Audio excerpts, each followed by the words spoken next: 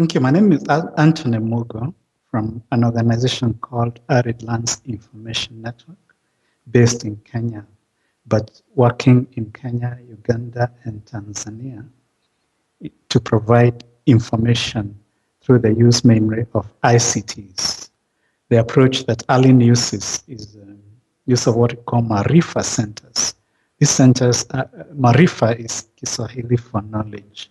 So they are either rooms or modified shipping containers through which communities are able to access information freely over the internet and by other means like CDs and DVDs and other types of information.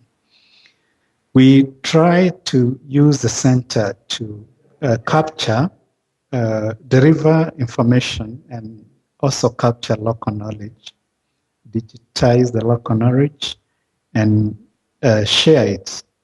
How then do we measure the impact of this? We make sure that the best practices that we identified are caught on video and they are streamed as widely as possible, principally through ALIN's Open Knowledge Network, which is a content management system that connects all the Maarifa centers. So we are able to judge directly from the number of practices that get up there. How then do we measure success in capturing adoption of the practices themselves?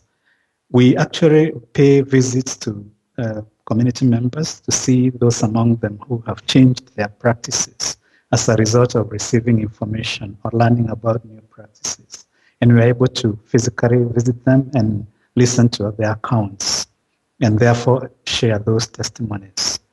We also, I must say, try to get an assortment of both qualitative and quantitative information. Qualitative information through recording or capturing information about visitors. Each center has a full-time field officer who is an ALIN employee.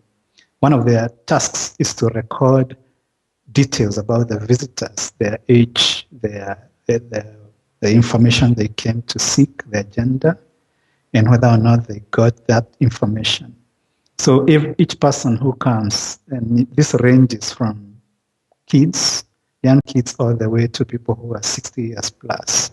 So we get that data, the field officer transfers that data into an Excel sheet.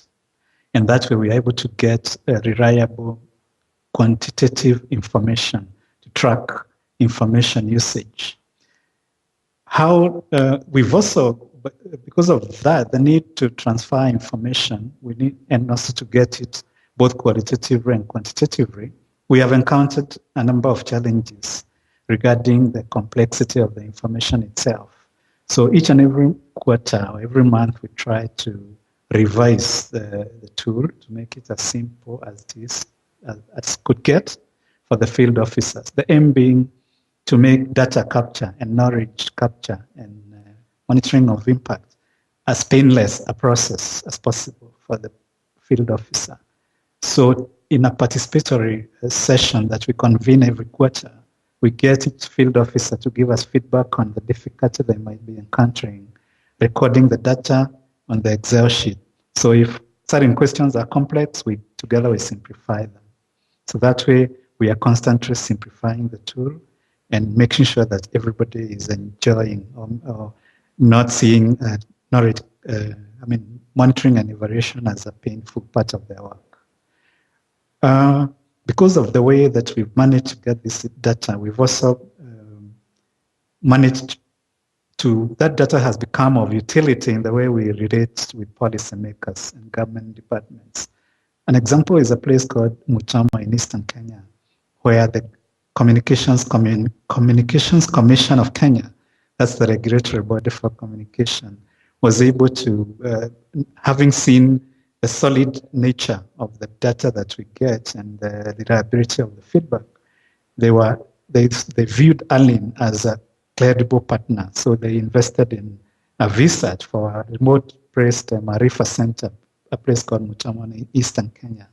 So this gives us confidence that the way we are capturing our information is changing the livelihoods of the communities that we are reaching.